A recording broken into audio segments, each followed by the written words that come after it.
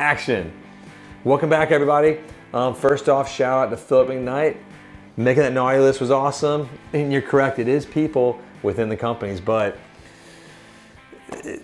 yeah, we've pissed off a few too. It's we sell these things. It's a funny world we live in, but hey, we enjoyed. We watched your response and everything. It was awesome. Thanks for the kind words too. Yes. We like watching your strange channel. I think you're charmingly good looking too. Anyway, what is the catchword of today? Demand destruction. Dun-dun. I think that's really cool sounding, isn't it? I feel like it should be very like a sinister. We're talking economics a little bit because Qualified for that right here. we are economics experts. Just so you know. Yeah. No, this is a real term that is used in talking about product life cycles and what can happen when prices get too high. And we've talked about prices getting higher, and I feel like they're about to get higher again in a few months. Right now we're in March of the year 2022. It's true. How do they say in the old like Braveheart stuff? Like the Lord, the year of the Lord, the year of our Lord, year of our Lord. 20. Yeah, I love it. Anno Domini, I think. I think that's so AD. cool. There you go. And 20. So it's in March. Like prices have already gone up over the past 18 months. I'd say pretty healthily. Yes. It's going to happen again. And then we got this inflation coming around the corner too from, obviously the gas prices are crazy.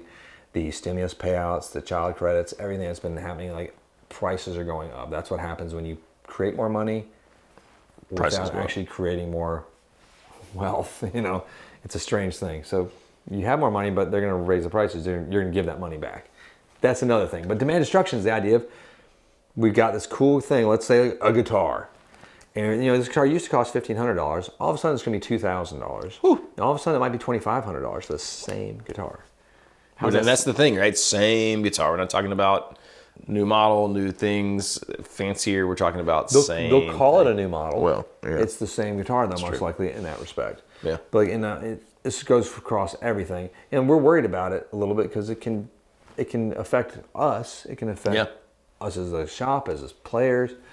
So it's personal in multiple ways. But the best way to equate it's with cars. Okay. It's really easy, and houses too, because that's where this term is usually fit with. All right. Like the idea of back quite a few years ago, let's say 15 years ago or so. You remember Humvees? I do. Hummers, whatever they were. I do. Like that was like the rage for a while, man. Right? Get a weird little squarish Hummer. Yeah, and they got, what was their gas mileage? Like -3 a gallon. I don't know. You start it and you're out of gas, pretty much. But man, they look cool, and the Army drives them. Right. Not with like full-on leather and gloss, pink and yellow, white, whatever outsides. But so when the gas prices spiked back in those days too, the whole like SUV, Humvee, big car, trucks thing, it sort of died. Like bam, nobody wanted those anymore. And then the lower price cars and the smaller, more affordable to fill the fuel cars became part of the market in a fierce way that we thought was over. Right. And we sort of see that as a similar thing. Like let's say, I'm going to use Fender for an example right now because we know their product line very well. Let's take an American Pro 2. Let's say it's going to cost $2,500 one day. American Pro 3 at this point. God, that's rough to think about, isn't it? It's not that far off. It's not. It's going to be there. It'll be there before you know it, I feel like. Yeah.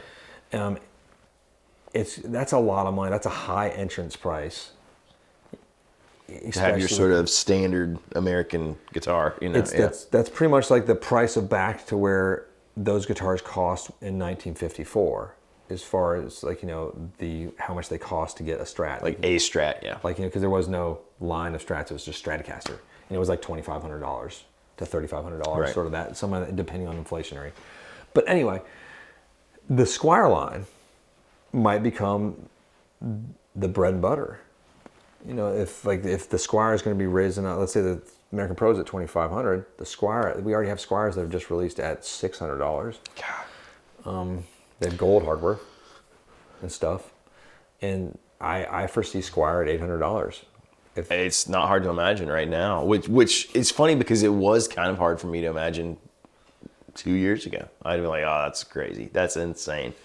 But you will see $1,000 Squires well within a reasonable amount of time. Gosh, so where will the made in Mexico stuff be? So it'll be at $2,000. Eventually, I think, like, you know, once we crest the $3,000 price range, which for an American piece, where does that put custom shop? Like the unobtainium? Unobtainium.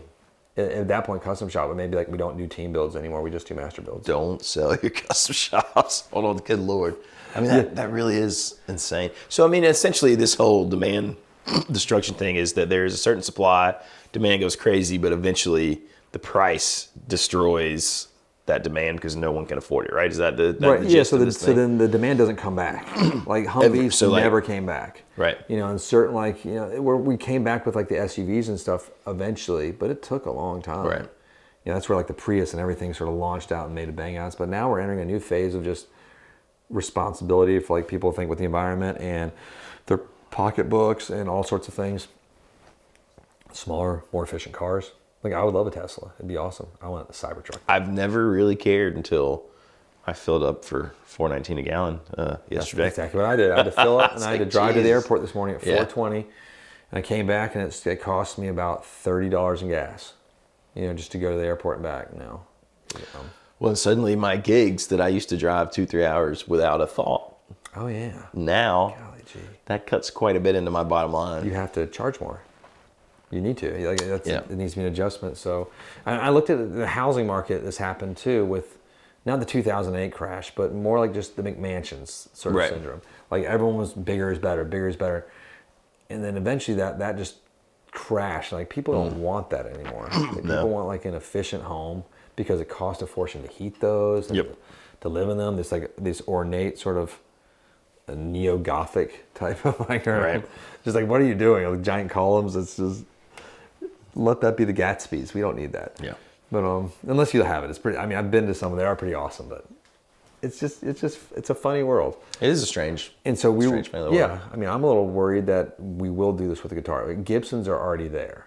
I feel like Gibson has done it before, like there seemed like a point there where you just never saw Gibsons except for that weird Les Paul studio that everyone had.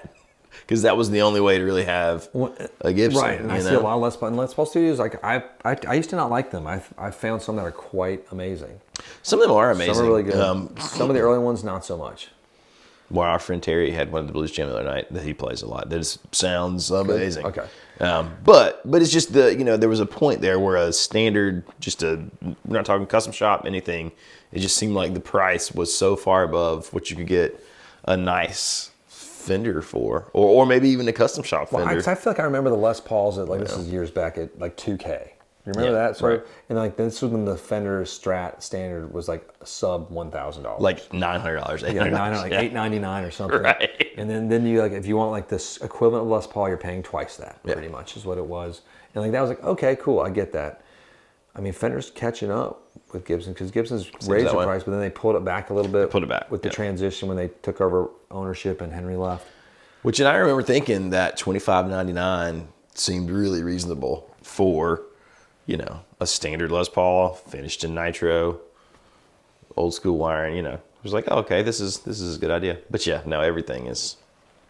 Yeah, it keeps going. there. All right, because now it's like $29.99 pretty much is where you're in for a lot with the. Yeah, I think it's the Wildwood specs I'm thinking about. Probably so. Yeah. I think the $27.99. standard, like the 50s and 60s, I think are. I don't know if they went up or right not. now. I just went blank. It's the prices keep moving. I know the SGs went up, because it was $17.99 for just the 61. Now that's $19.99, and if you get either of the Maestro or the Vibrola, it's with like the Maestros. And it's like 22. Yeah, I like those though. I do too. Even though they don't necessarily sound better. They do nothing. Or play You're better. not going to use them because you'll never be in tune. But They look really they cool. look pretty badass. Yeah, And the other bridge is like superior in every way. in every way. Like, Except we don't feel as cool and shiny when we're playing. do you say shiny or Shawnee? Well, Because both. Shawnee has one of those. I said shiny, but it could be Shawnee. Maybe Shawnee is shiny. That's gross. No, so it's across the board. It's happening at everything. And we talked about before, like the tube shortage thing is affecting tube amps right now. Yeah. And we're not going to do a whole video on that because everyone's done that, and we talked about it ways back when it sort of started to light up. Every piece is going. I mean, the fact that a Fender Twin is now expensive. It is expensive. Yeah, like, it's Yeah. it's not.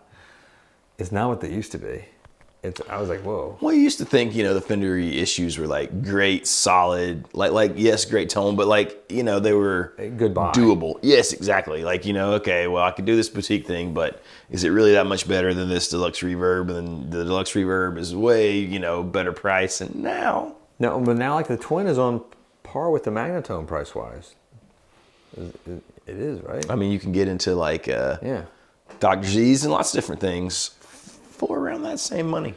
And don't get me wrong, I think the Twin still might be better if you're looking for. It just depends what you're looking for. If you need that immaculate, clean, no matter what. Yeah, the Princeton. So. I remember the Princetons used to be $9.99, and that was like, I felt like that was expensive for what the Princeton was. Right. Because it was just a single thing. It's a little 12-watt thing. It's cool. Yeah. I like it. No, so we hope that the demand destruction doesn't destroy all of our love and the accessibility, and the actual just. So here's a question. Here's my thought, right? If that happens, if this were to happen to some degree in the guitar world, like with the Hummer, does that mean those things will eventually or immediately stop being made, or will they make much less? Like, what will happen to those? Like does the Hummer just not even? I don't know. Can you buy? I don't see these companies like you can still get Hummers. I've seen a few new ones recently, which is funny. I think. Maybe they're old ones. What a poor time to buy a Hummer. if you just bought a Hummer like 6 months ago, God bless you. Man, I've been saving up for this. I knew they were coming back. Gas is a good pro. No. Oh Lord. Yeah. It's this is a bad timing for that. Yeah. I think less will be made. Okay. In that way, guitar companies don't like the idea of doing that. They want to make more and sell more. Because I've already heard rumblings of that with like larger companies with tube amps. That they're cutting production. Yeah, production has been cut on that. If you didn't know already, so if you have your tube amp, hang on to it. Don't sell it right now. Or if you want to get one now while the stocks are there. And maybe some nice stocks of NOS tubes. I don't know. Yeah. Yeah, that's what my brain was thinking. I some may out or may there. not have been searching for those on the internet last night. God, we had that one fellow that called one. I know. We were like, we don't really do that. We don't Maybe need we those should right have now. We should have bought all those. reconsidered. Yeah. Maybe give him a call now. We'll give him a call later.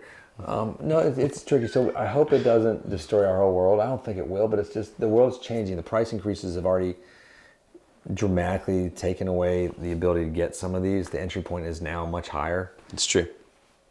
Because I don't feel like wages across the country have risen in correlation with the prices of these. No, I don't think that's true. I don't think the wages across America have risen in correlation with the gas prices either. Yeah. On that note, I was watching Spider-Man last night. The first one with the new actor, what's his name again? Tom Holland? Yeah, Tom Holland. Yeah. I was rewatching that one. That's a good movie. About halfway through, it's a lot of fun.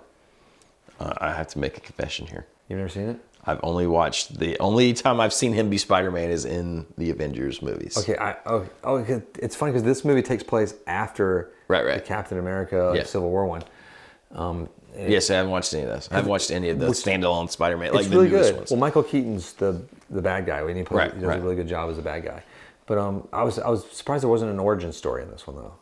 There's really not. There's no origin. It's just like, he's just Spider-Man. So so I need to go back for my kids to watch the Tobey Maguire version. Just so that they get So an actual how how is you Spider-Man became made? Spider-Man. Yeah. You have to get bit by a spider It's true. that's glowing or something. They could just watch Into the Spider-Verse. I think we've seen that. My kids like that. I like it. It's pretty I fun. liked it. Miles Morales. I don't know why I brought that up. I felt like it was a good connection for some reason, but it really has nothing to do with any of this. I think we're done with the video at this point. Who knows? I think we're at the end. I just wanted to talk about movies because That's I okay. got to watch a bit of a movie. I was excited. I was without things to do in my 10 minutes a day of idle time because I've finished season 3 of Yellowstone. I just started Yellowstone. I got the first episode in. Okay. It's really, really good. It just gets so much better. It's really good. But so I had to wait till March 28th till it's out on the Peacock streaming thing to watch this season 4. So anyways, I was reading my Wheel of Time books, still plowing through those. And I hate the series even more now because I have their stupid picture in my brain of what the characters look like. And I realized that like yesterday. It ruined you. And I was so pissed. But I found this fantastic channel. Well, I've been watching the channel, but I didn't know. Ooh, tell us about a channel. This is like Daniel Green. I feel like that's his name. He does all these like ridiculously nerdy like breakdown of like sci-fi and fantasy. It's a nerd authors. breakdown right now. But he has a review for all the Dune books. And it's fantastic. I was just talking to someone about your Dune knowledge just last night, very late. I just watched his little review, and these are older. He did them a while ago, but his review for Dune Messiah was very good. Awesome. I had a friend who like didn't like the new Dune movie. I was like, we have to not talk about this right What's now. not to like? And I was like, oh, it's too slow. I'm like, it's Dune. Have you seen them? They're slow. That's what It's Dune political intrigue. It's on the last sci-fi little note before we go leave. I don't know if I mentioned it ever on the channel, but like if you like sci-fi books with like some fun, it's realistic space combat. Jack Campbell's The Lost Fleet series. I still have to. I need to read those. I have them. They all pretty much hold up. The first few are pretty amazing though. Okay, all right. It's just and he's like an ex-military cat, and like it's just a fun series. If you want to have some time, just check out the Lost Fleet series. I think Dauntless was the first one. Okay. There's a ton of them, but it's a cool idea. It's a neat idea. The physics are not like Star Wars. It's like they have to compute everything, where they're going to be. They see the enemy. It's like maybe a few days before the combat starts. Right, right. Combat happens. It's within the blink of an idea. Then you just look at your computer screen and see which ships made it. Damn. And which ones didn't. Just because you're traveling at 20,000 miles per hour, and they're coming at 20,000 miles per hour. Oh, wow. Across. It's like, so it's that quick. it's like because the human eye and reflexes can't. Yeah. You set up your plans. You tell the ship what you're going to do when you enter combat, and where you're going to fire, where you're going to project your shells to go. So that's literally like playing a war game simulation, like you would be doing real war. And your friends are set just up like dead. that, and then you're just over. Yeah, it's just. I mean, in some ways that's better. It's like rip the Band-Aid off. Right? Like, Anyway, all right, well, here we go. It's got a little tiny guy. The hero of it was in cryo because he was like in the life thing, and so everyone in the future doesn't know how to fight anymore. They just sort of like charge in without tactics, and he's like the only one that remembers tactics because he's from like 100 years ago, and so like they've like all the officer corps has been decimated, so they don't fight with intelligence in the same way. See, and I love the idea. Like, that's one of the things I love about Wheel of Time is because there's all these nations, right? Yes. And they all have their great generals, like their captains who are like the brilliant tacticians, and you get to see them all like come against each other. Oh, cool. You know what I mean? I didn't know it was part of that. I just thought it was just they're looking for somebody. Nope. Okay, man. I mean, it's Is it 14,000 pages, 14 books long. I'm not gonna read the books. I might have to watch the show eventually. The show is dead to me. Oh, God, Sorry. sad. Okay, anyway, I mean, thanks for listening to our drivel about science fiction for a minute. We just haven't gotten to see each other all weekend. It's true. It's been a long Strange. weekend. I had a friend from out of town. It's exhausting. I'm tired. I need to sleep. I'll do that later. We're going to nap together on the couch now. Nap, so. snuggle time. Did you subscribe already? Did I don't you know. do that? If you didn't, I don't think we did. So you should go subscribe, click the like button, hit the bell so you don't miss videos in the future. Have fun watching YouTube channels. Go watch those other channels that you like a lot. Say hi to like, Paul Davids and Philip McKnight and all those cats that are awesome. Or you could do non-guitar like Hoof GP, where they shave the cow's hoofs. I was like, I have no idea what you're talking. I know Jeremy the Guitar Hunter and Dylan Talks Tone. I don't know that. I don't know why it's so captivating. I do. I was showing a friend last night like all these great like fighting moments on. And this could be a video. But I'll just tell it now because nobody's here at this point. No one's here. But, it's just us. It was of like when Gary hates us. rush the stage. And, like, because I was doing the Adam Levine thing where like the girl hugs me. He goes, and like shrugs it off like a total wuss. And then I show like the Keith Richards like whacking the dude in the face with the guitar. And then it's like, let me show you the coolest though. James Maynard when he's doing. Have you seen the Tool one? No. I'll show it to you later. Okay. Hilarious. This dude gets on stage and James like comes and sort of like actually he's gonna hug him. He like jujitsus him, like slams him on the floor, and then he holds him in like a choke while he sings the song. Okay, On the ground. Da, da, da, da, da. It's awesome. His voice That's is amazing. on point. And then he gets up after he's finished singing and just like sits on his knees, sort of dry humping the guy while he sings. And it's complete decimation. Probably the greatest moment of that guy's life. Or the worst. But it was awesome. Depends. Depends how you look at it. He made that guy his pony. He might be like, I'm the greatest Tool fan ever. I'm going to have James Maynard destroy me on stage. He got And destroyed. it'd be immortalized. It was Maybe awesome. he wanted that. Go check it out. It's well worth watching. That's it. Take a kiss home, Captain. Take me home tonight. All right.